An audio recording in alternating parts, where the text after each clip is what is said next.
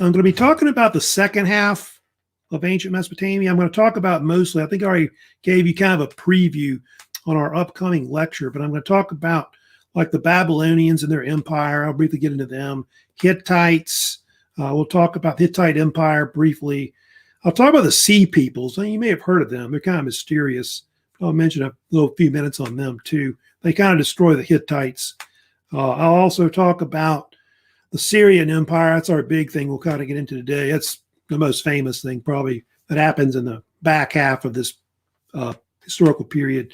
And then I will get into, the last thing I'll get into is talk about the Chaldean Empire. Probably never heard of the Chaldeans, but you probably heard of King Nebuchadnezzar.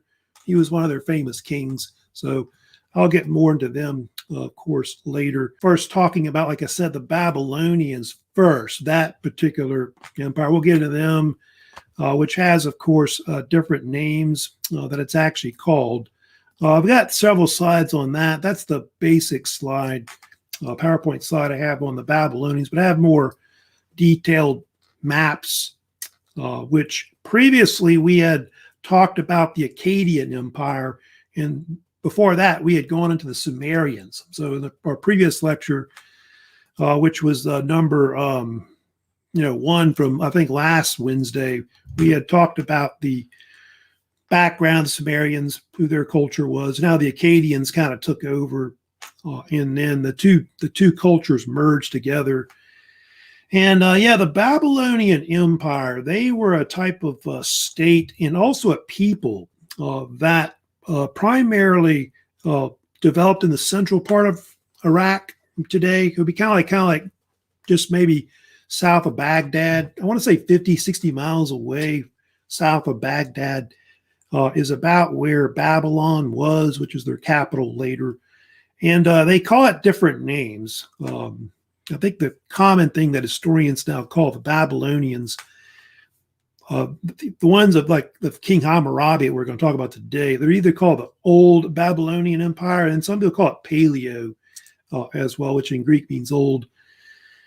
And then some people you see call it Hammurabi's empire. They call it that because he was their greatest king. I think they had like 12 kings total, and they call it the Old Babylonian Empire sometimes because they have another empire later called the New or NEO-BABYLONIAN Empire, which was Nebuchadnezzar's empire. They don't think they're related. They're just like these two empires that were in Babylonia. And I told you before how Iraq split, like Mesopotamia split into two areas. The northern part was Assyria, the southern part was Babylonia. So you got these two states, the Old Babylonian Empire, the New Babylonian Empire, that kind of emerged there. Hey, good morning, Shelby. So how you doing out there? Of course, we must have just came in, but we're lecturing on, of course, Mesopotamia Part 2. But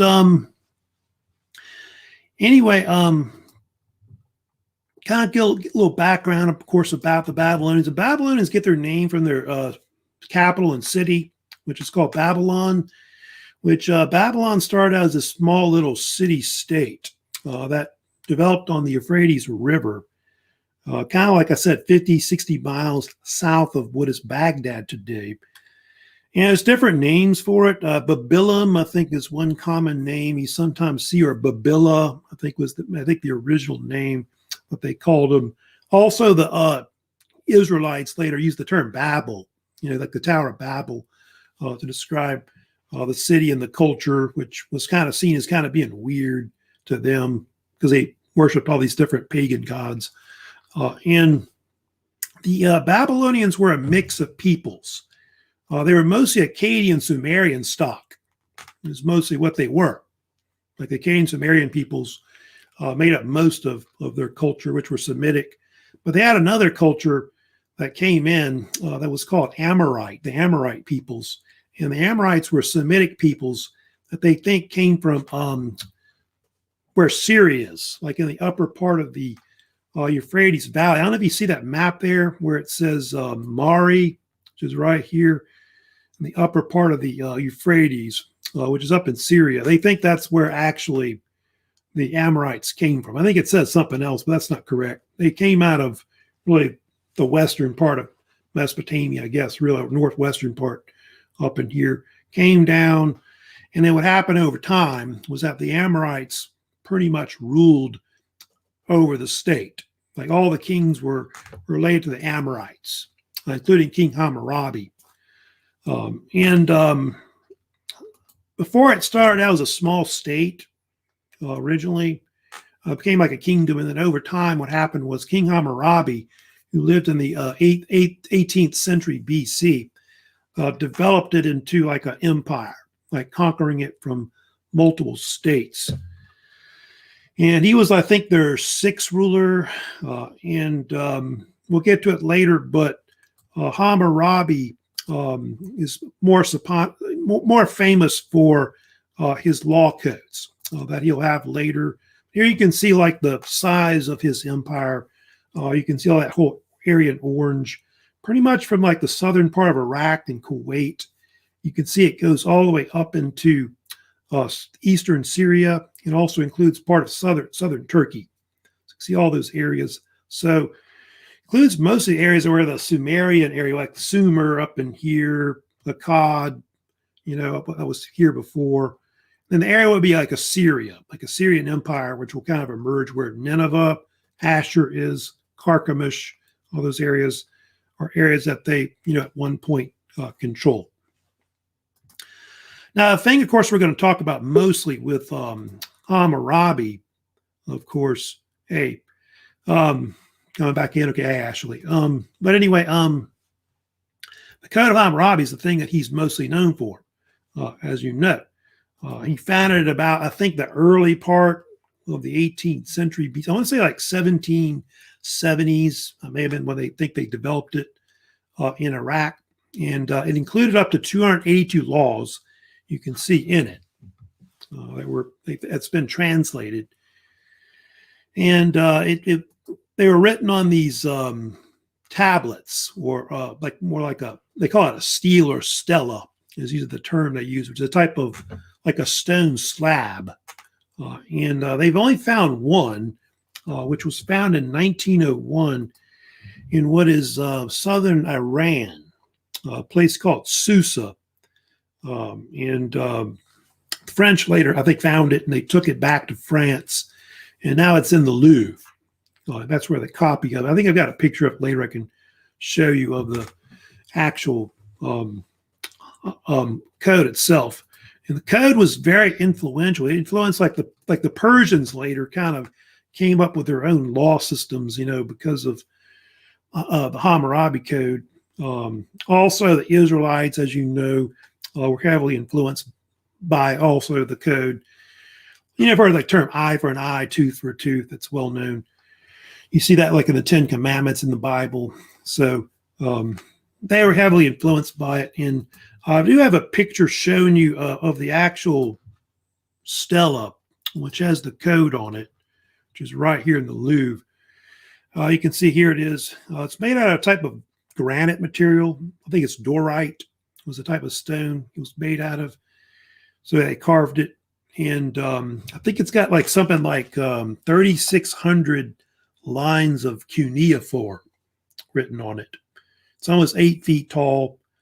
And at the top of it, you can see there's actually a god there. I think it's the god Shamash, which was a type of, really originally a Sumerian god, the god of justice, also a solar deity, supposedly giving the laws to Hammurabi. Kind of like God giving the laws to, I guess, Moses. It's kind of like that, sort of. And there, of course, is a statue of Hammurabi you're looking at. Probably one of the oldest statue heads of any king that's ever been found in of course, Mesopotamia.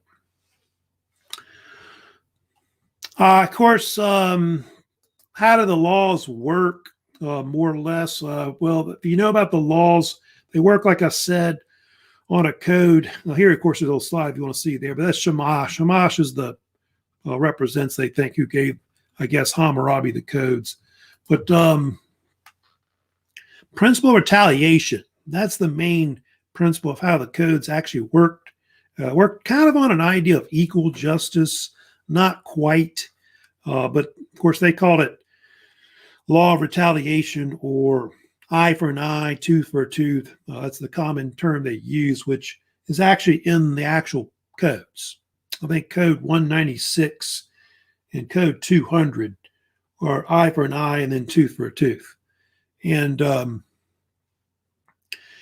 it depended on like your social status. So, people that were usually like the upper classes, in many cases, like if someone committed something like a wealthy person, they might get off with a fine.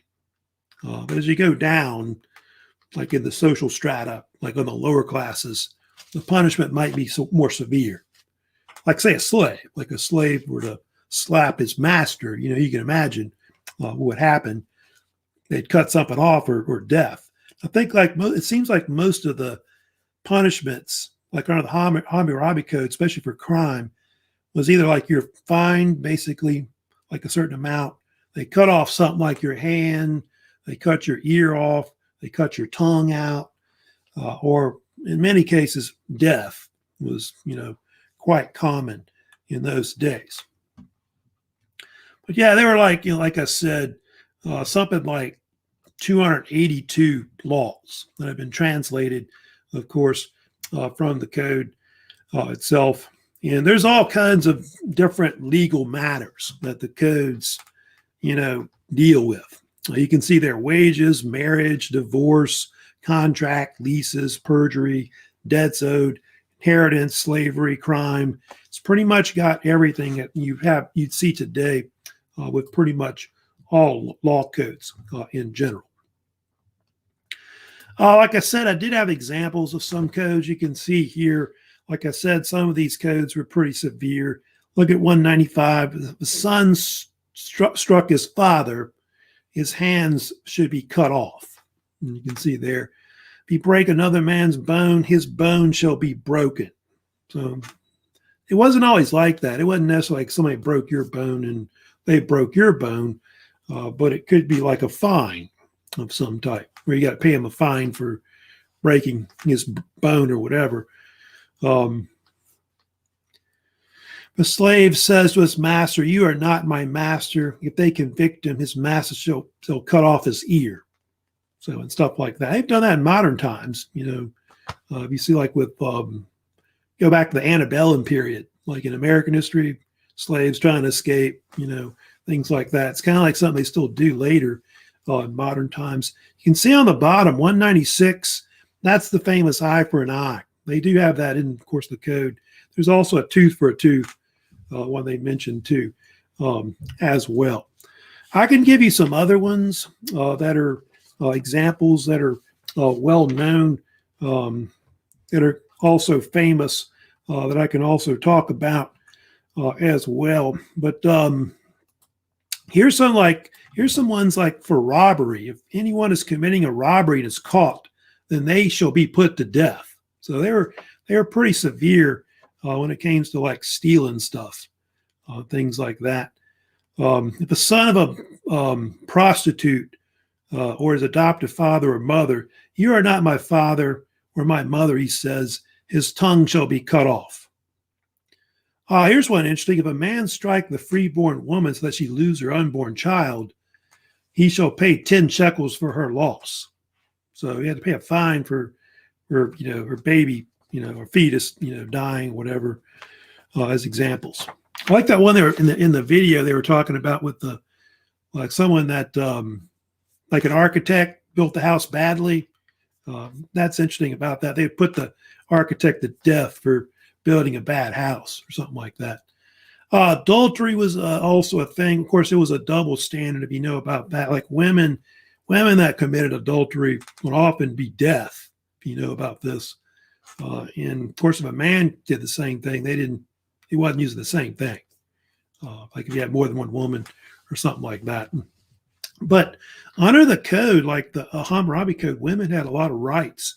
Like they could like give something away, like inheritance. I think they could own some property and various rights like that, which they don't really have under later laws overall. But the codes were pretty much developed to create stability within like kingdoms. And so everybody knew what the law was overall. And it creates, stability, not chaos. All right. So, yeah, I'm going to move on next. Of course, we're going to, talk about what happened later. Now, the Babylon would fall later. They didn't last long. I think they had, like I said, 12 kings that they had total, the Babylonians. And they got sacked by different peoples. The Kassites came in. The Kassites are kind of a mystery. They're kind of these Iranian peoples that live in western Iran that kind of came out of nowhere. They sacked Mesopotamia. They later would occupy it for I think it says 400 years at one point. Also, the Hittites came out of nowhere from the north in Turkey. They also sacked Babylon II as well. So they'll emerge later. Then you'll get these other states later, like we'll get to the NEO-BABYLONIAN. They'll come in later, but that's not till later when that state forms, which will be the 7th century, because you got the Assyrian Empire that comes in before that, which I'll get to first. Let me first talk about, of course, the Hittite Empire, because the Hittites are kind of interesting. They're one of these groups that kind of leads into the Iron Age, because they were one of the first to experiment with iron technology, like iron weapons, iron tools, and so on. And the Hittites were a type of people that were actually not Semitic. If you know about their origins, they were considered a Indo-European people that came out of, I think they seem to think their origins now, from what they got from archaeology, is that they came out of Eastern Europe, like close where the Ukraine, especially the southern part of Ukraine, which is like right above the Black Sea, is the area we're talking about. They think what happened over time was that the Hittites migrated from the Ukraine, and they went around somehow the Black Sea, probably around the eastern side of the Black Sea. And they settled in Turkey, which actually a long time ago, they called Turkey different names, but it was called usually Anatolia is one of the common names that they called Turkey. I've got another one just right here. That slide is probably better. But yeah, ancient Turkey is usually called Anatolia. They also call it Asia Minor. It's another geographic name for that part of Western Asia. It's kind of like between Greece and what is Iraq and Iran. That would be the region of about where we're talking about. And the Hittites settled in Turkey, and at one point they did control what is part of Syria, like maybe the western part of Syria was controlled by them. And they had a capital. It's spelled different ways. Some people either spell it Atusa or Atusas. Spelled either way, I think is fine. They think were founded around the 1600s BC or 17th century. And the king that ruled it was Atusala or Atusilus. They also say it that way as well. He founded it, and his name meant king of Atusa. That's what it meant. And the name Hittite is a Greek name. The Greeks called them that. Hittites. They didn't call themselves the Hittites. They call themselves the Hatti. Hatti. The Hatti.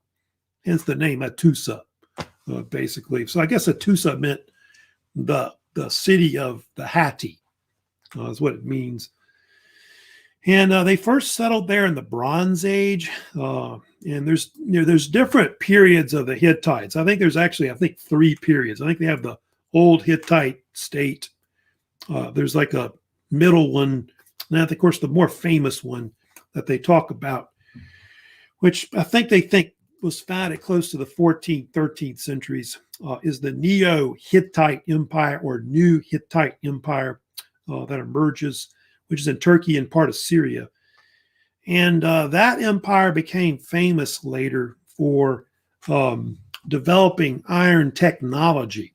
They were the first to figure out that you could take like furnaces and smelt like iron to a very high temperature. I don't know if you know much about the development, the making of iron or steel takes a very high temperature. I think the melting point of iron is like 2,795 degrees Fahrenheit, or if you want Celsius, 1,535 degrees Celsius. So it's a very, very hot temperature.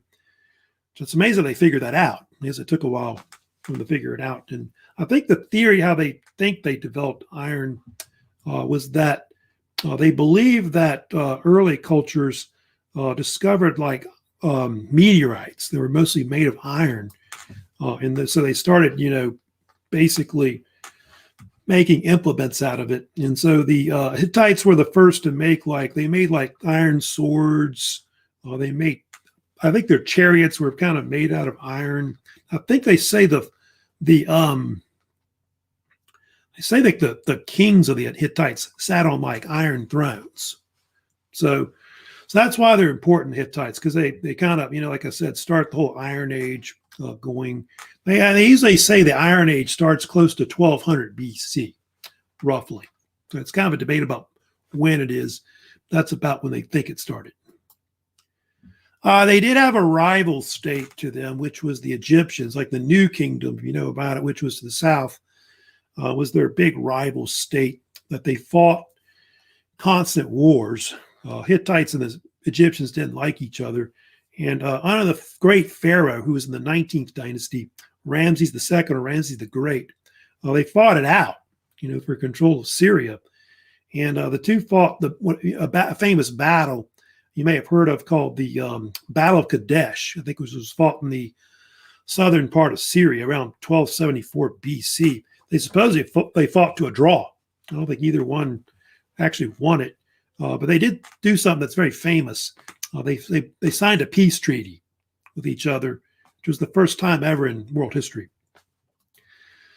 Now, of course, the one thing about the Hittites that's very famous, they got destroyed by these people that came in that were called the Sea Peoples. They think this happened close to about 1200 BC. They're a very mysterious group. There's not much known about the Sea Peoples. Here's kind of a map of maybe of where the Sea Peoples came out of. There's a theory that they came out of somewhere in maybe Europe, like Northern Europe, Eastern Europe. And that's the route maybe they took as far as they know. What they know about them is that they were some kind of seafaring type peoples that were like a confederation. They had iron weapons. And they attacked the eastern part, actually not the western, they attacked the eastern part of the Mediterranean Sea. It's actually correct. And the Egyptians were the ones that mostly talked about them. In fact, they think that they don't know too much. There's a lot of mysteries about who they were. I know one thing that Egyptians mentioned about them was that they weren't Semitic, because they didn't find any of the men they captured.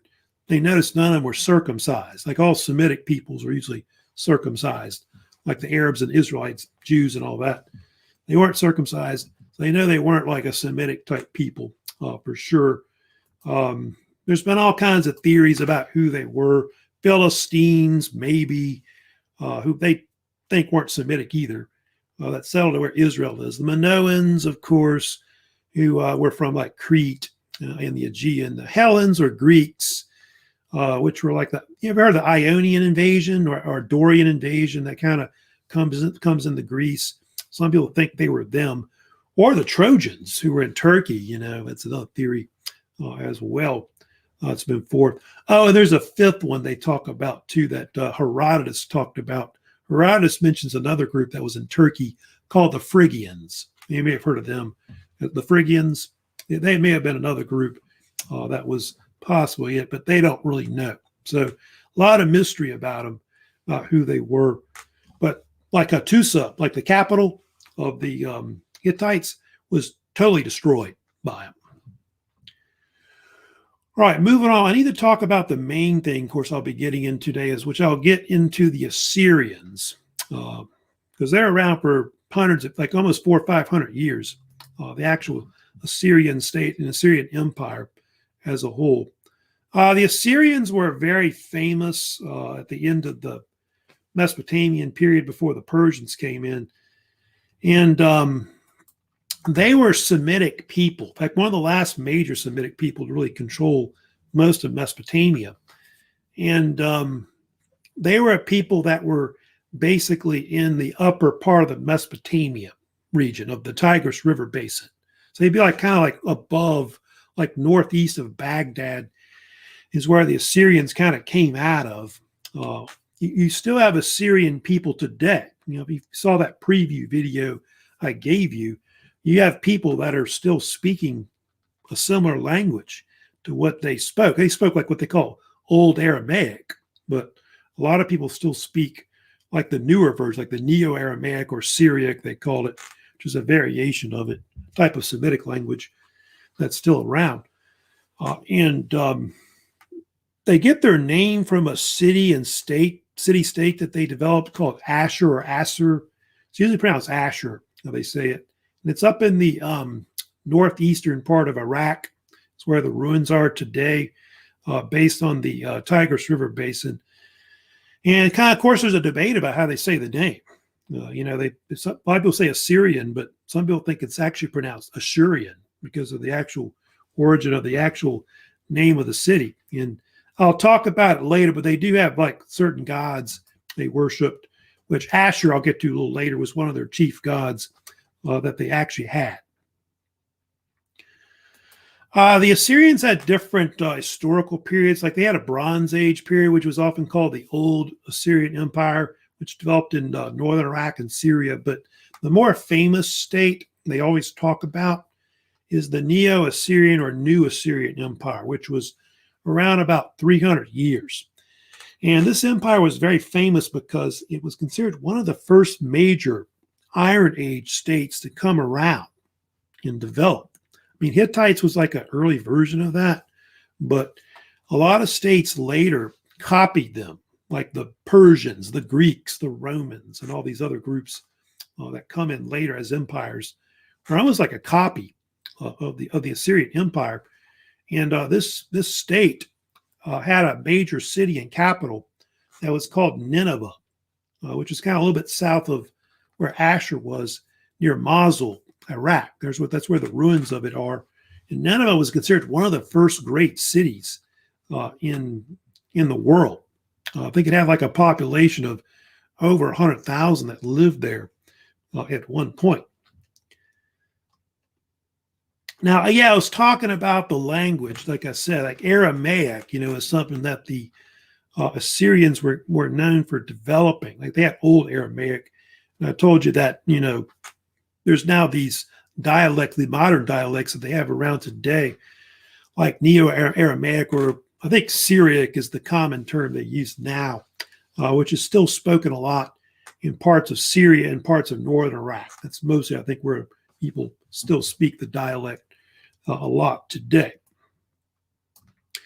Now, the thing I need to talk about, which really is what they're famous for, the Assyrians, is their military. The Assyrians had one of the best militaries in the world up to this point, you know, because they're one of the first to start using iron weapons and iron armor. Like I think they even started having like chainmail and things like that. Developing armored cavalry was something that they were known for. And the Assyrians would, like, when they would take certain areas of an empire, they would conscript all the men. They forced all the men into, you know, be drafted into the Assyrian military. And one thing about the Assyrians, they were one of the first to develop like a system of roads so they could move their armies around. Like you have the Persians and others that come along that build roads, but Assyrians were the first to do that. They were first to use like camels to move like equipment and supplies around. Like I said, they had armored cavalry that they had. They developed siege engines to take cities, which they were masters of siege warfare in taking cities. They invented the battering ram, like to knock down walls. They had catapults. They would shoot, you know, projectiles at enemies. So The Assyrians were like great military geniuses, but they were cruel conquerors. They would literally, when they would take their enemies, they would exploit them as slaves. A lot of the men, they would use them as soldiers. And the one of the most famous things the Assyrians were known for was mass deportations of enemy populations. They would take the best men, the best women, back to Assyria, and they exploit them. Of course, the most famous was the Israelites under, like, I think starting under Tiglath-Pileser III. I don't know if you see that, and also Sargon II, who was his son. Those were probably considered some of the first great kings they had of the Neo-Assyrians. They deported, you can see 200,000 or more people were deported by them as part of their policies. And a lot of times they would even like kill off other people. They were known for, massacres of enemy populations. I guess those that were considered like worthless or whatever, they would put them to death. I think they even would kill off kings. They would take a city, maybe a king that ruled, and they would just execute him and take over. Yeah, they did have gods. I think I've got, a picture somewhere. There's, of course, more about Assyria if you want to see it. Here's a map showing you, of course, Assyria right here, like the different empires. Like the original Neo or New Assyrian Empire was in that green area, and then you can see over time it expanded from like into Turkey, into even part of Iran, and then it pushed at one point into what is Egypt in northern Africa. And that is one weird thing about Assyria that's unique about it. The Assyrians were like the first Near Eastern Empire, which was on 2 continents, which is like part of Africa and mostly in Southwest Asia and Mesopotamia. They were one of the first to do that before you see other states do that. Like Persia is does the same thing later as well. But yeah, they had different gods. Ashur, of course, was considered to be the most famous of the different gods. Ashur was like the head of the Assyrian pantheon. He was usually usually dressed as a soldier. I think most pictures of Ashur are depicted with I think he's got a bow and arrow. He's in like a chariot. Is what it usually looks like. But he's considered the most famous one. So, yeah, the Assyrians are very warlike people as a whole. Also, Ishtar, you see there on the left there, Ishtar, who was originally called Inanna, was also another famous god. They had a goddess. She was like a war goddess, fertility goddess, goddess of, I think, sex and alcohol.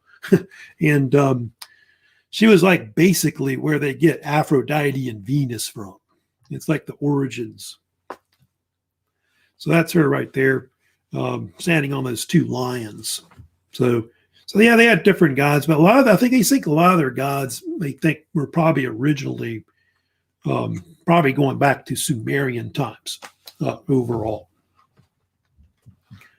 So yeah, you see that again right there. Now let me get into it also for one of the last things I'll get to. I want to talk about who were some of the kings they had. I'll get to the, of course, the Sargon II first that we'll talk about. Then I'll get to Ashurbanipal, who's later. Sargon II is really considered to be one of their most famous of the kings of the Neo-Assyrian period.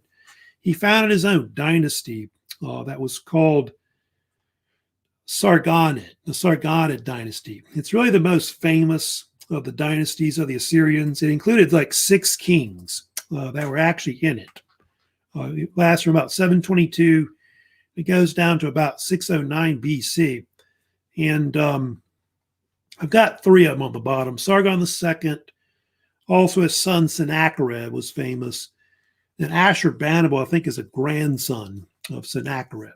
So those are like the 3 most famous ones that they had total overall. But Sargon II was the son of another ruler previously called Tiglath-Pileser III.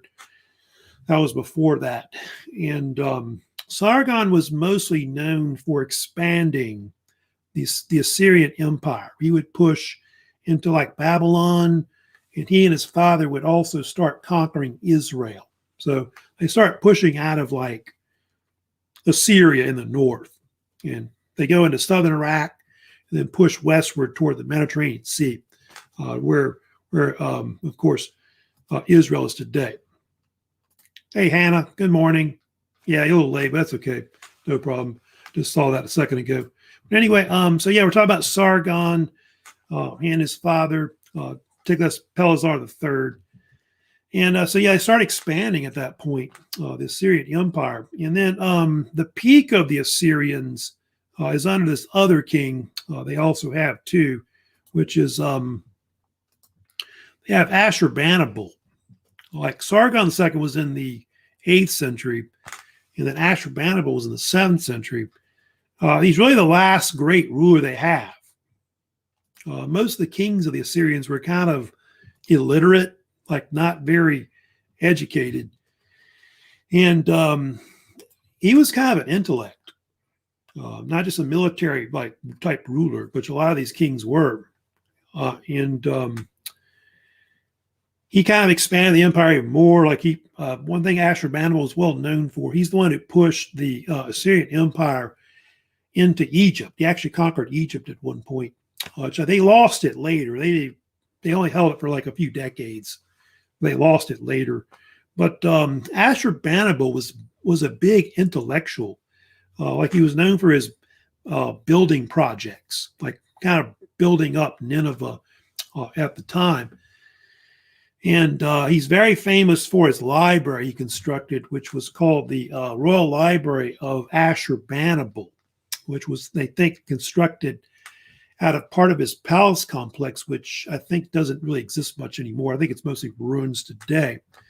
And the library, which I don't know if I've got a picture of it. I think I've got a picture showing you what they think it looked like, which is, that's actually a picture of like the city and like the palace and I guess where his library was, they think. And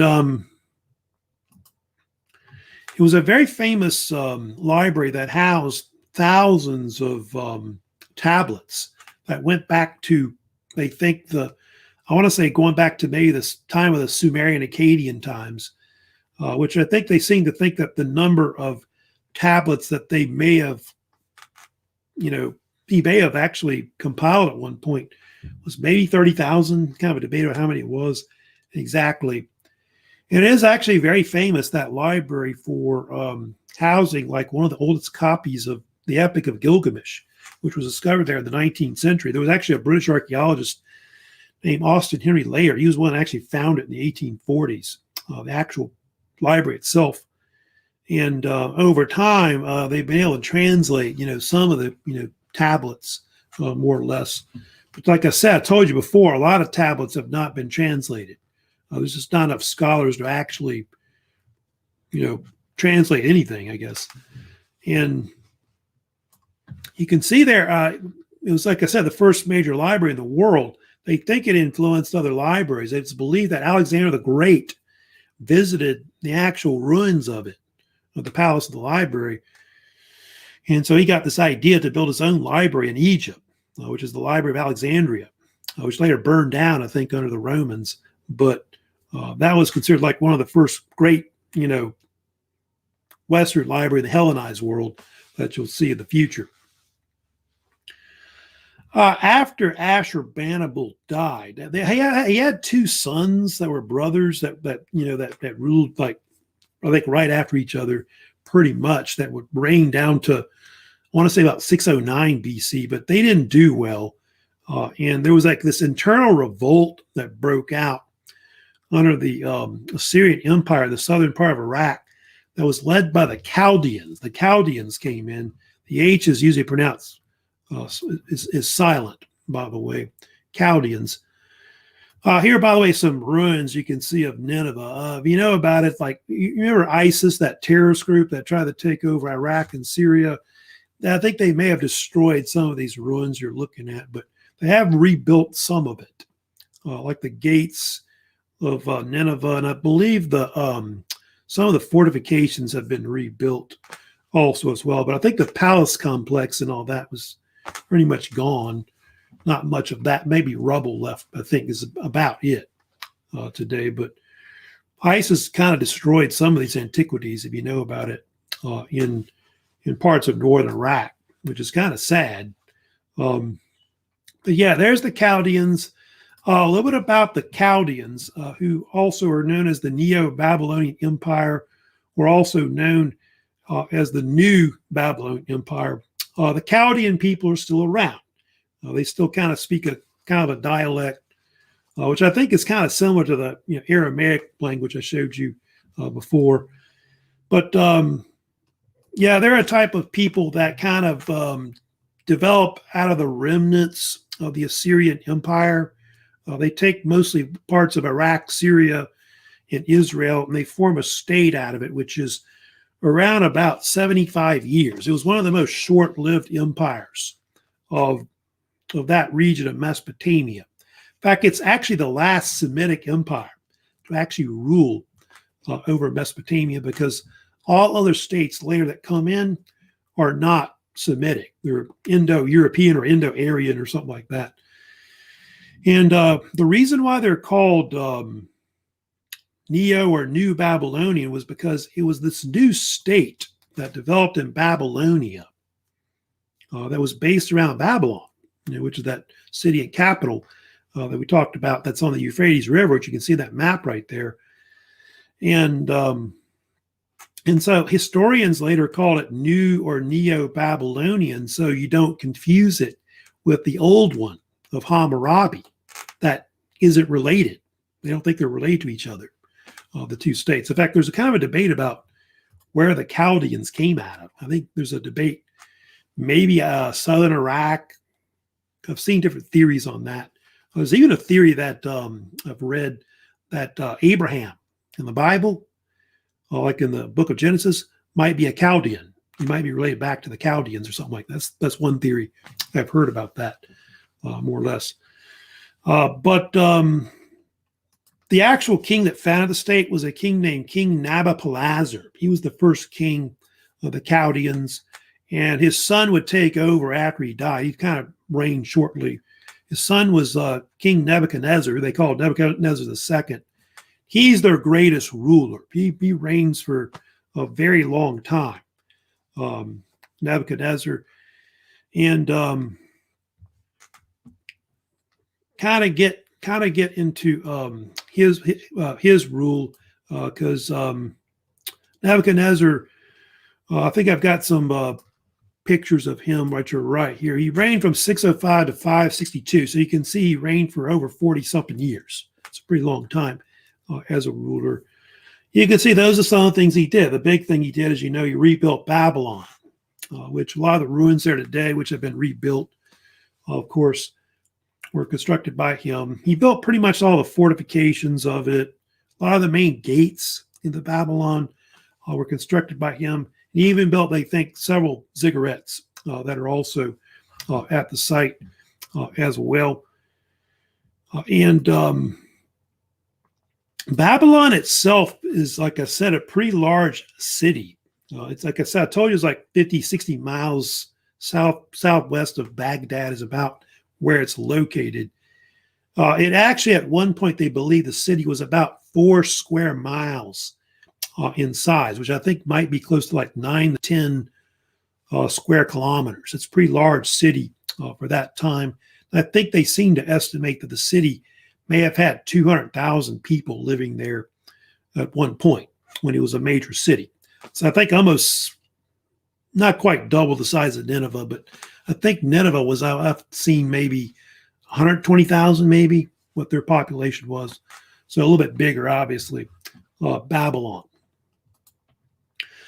These are some things he built, like the Ishtar Gate, if you know about it. It's one of the most famous gates that he built within the actual fortifications of the city. The Ishtar Gate is very famous for being, it was actually taken by German archaeologists in the 1800s. They took it back to what is Germany.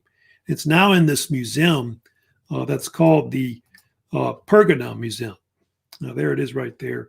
There's actually two of them. There's that one, and I think there's also a replica of it as well that you're looking at. It has these bluish, they painted all the bricks blue or bluish purple color. And it's got all these dragons and bulls on it, which obviously the gate honored Ishtar, which we talked about before, that Assyrian goddess, which was originally Inanna, the Sumerian goddess of fertility, war, etc. But so yeah, he built that, which was famous. He also built the, I think I told you this already before, but he's famous for building the Hanging Gardens of Babylon, which he built it for his wife, Amitis, who was she was actually an Iranian princess that was from the kingdom of Media, or the Medes, which is in northern Iran. And I guess she was lonely for her country, and so he built this lavish palace for her, which was a ziggurat. And so there's different images of, what it looked like, the ziggurat. But I told you before that the Hanging Gardens of Babylon at one point was, of course, one of the 7 wonders of the world, according to the Greeks. And it was around to about the time of, I think, Alexander the Great's time, but it collapsed later. I think they might have the bottom of it, like just the rubble from it. That's the ruins of it that still exists.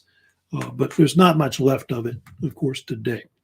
I think they seem to think that it was maybe around 300 feet tall is what they estimate, but it's probably kind of an estimate more than anything. Of course, the other thing that he's known for, Nebuchadnezzar. Nebuchadnezzar is very famous for his, like in the Bible, for conquering what is the kingdom of Judah.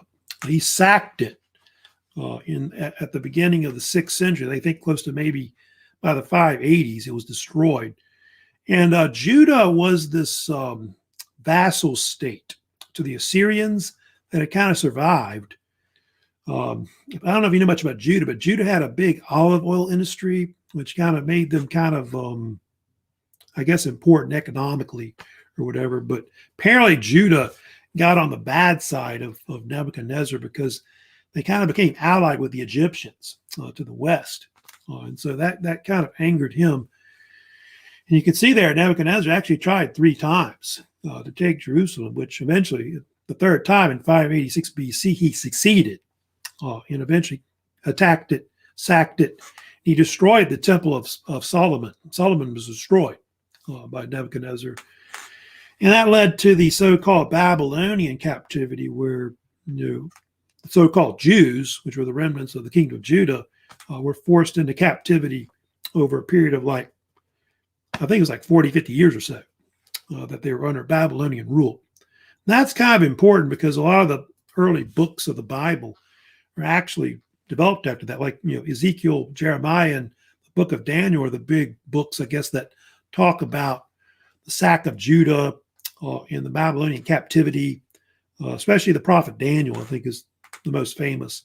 But it's pretty much after that, when the Jews are in captivity, that they start kind of compiling the Old Testament over time, which will take a while to actually do that. Of course, the Jews call it the Tanakh, which we'll get to later.